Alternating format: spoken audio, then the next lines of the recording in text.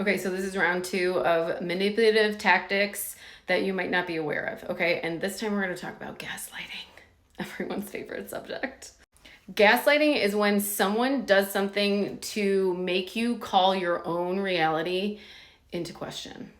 So, for example, you'll be talking about something that just happened between you and your partner, let's say, and you know it just happened, but they say, "What are you talking about?"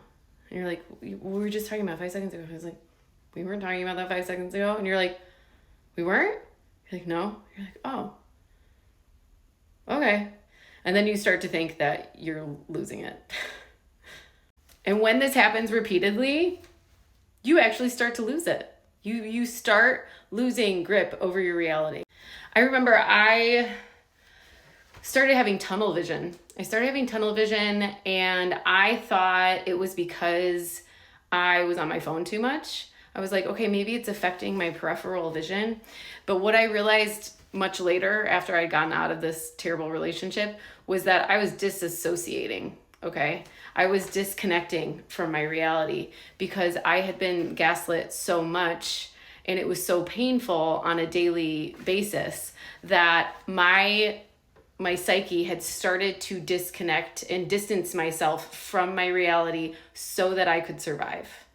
And the other way this is done is, I remember my ex we'd be in an argument and I'd be saying how I was feeling, okay? And then he would tell me that I wasn't feeling that way, that I was actually feeling this way, I just wasn't aware of it. So he would dictate how I was feeling to me. And then I would argue with him that he was wrong, which only made his stance stronger, because basically it made me look more irrational. It made me, because, he's saying something that's not true and I'm trying to prove that it's not. But by trying to prove it, or say, for example, somebody says, "You're really defensive right now." Well, what is that going to do to you? Especially if you're not being defensive. It's going to make you defend yourself that you're not being defensive, because you're not being defensive, right? But then all of a sudden you're being defensive. Also, they don't really care. Like, the whole proving it to them, they know you're telling the truth. They don't care that you're telling the truth. That's not the point. They know you're telling the truth. That's why they're doing this.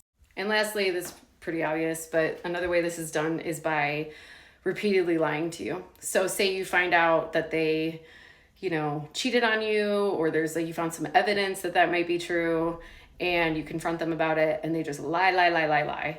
But your gut and everything that you're seeing is telling you that this is true.